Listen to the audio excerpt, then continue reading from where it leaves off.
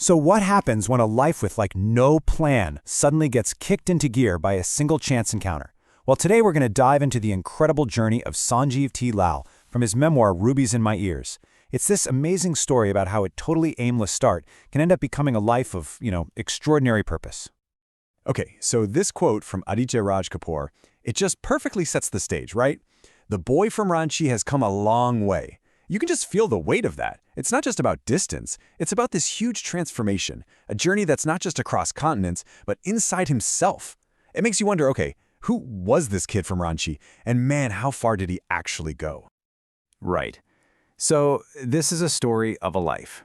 But believe me, as we're about to see, it's a path that's absolutely jam-packed with twists and turns you'd never expect. And what I think is so cool about this memoir is the emotional range. I mean, it doesn't pull any punches. It gets into the tough stuff, the pain, the loss. But then it balances all that out with this incredible sense of adventure and fun and love. It's like the whole human experience, the good and the bad, all laid out with what's described as just utmost honesty. All right, so where does a story like this even begin? Well, the first step, totally unexpected. It was a journey to Tehran, Iran. And this right here, this just lays it all out. That one single turning point.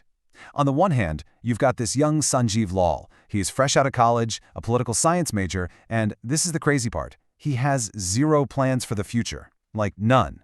Then, on the other hand, you have the catalyst.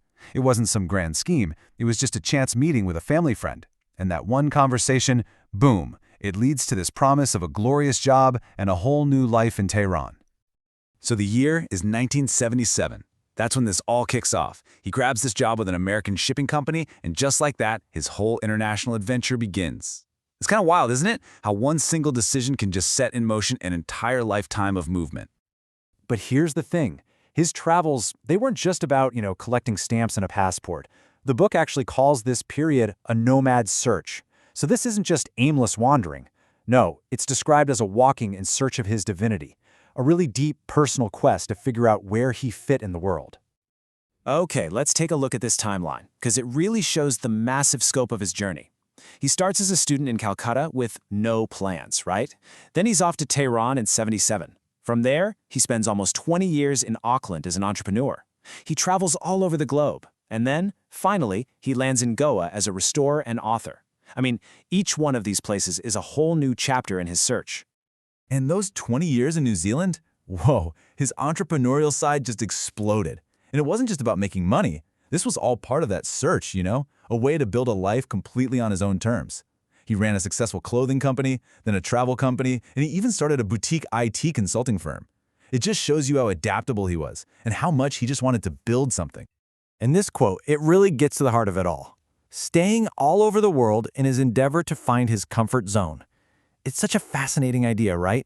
The thought that sometimes you have to keep moving, you have to throw yourself into all these different cultures just to figure out where you actually truly belong.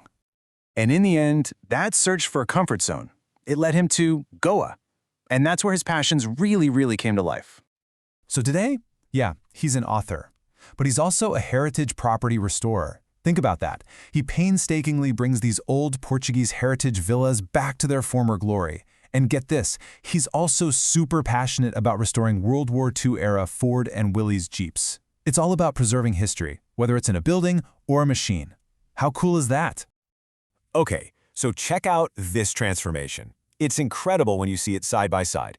He starts out as the son of a traditional Indian family, a poli-sci major with no clue what to do next, and now he's the son of a war hero, an entrepreneur, an author, a heritage restorer, a developer. It is a complete 180, from totally aimless to deeply purposeful. His story isn't just about him, though. It actually taps into this much bigger idea, something the book calls the moving Indian. So what does that even mean, the moving Indian? Well, it's basically a term to describe the modern Indian diaspora. People who travel and live all over the world, they're out there creating these new global identities, but they're also navigating and staying connected to their heritage. And Sanjiv Lall's life, it's like the perfect example of that.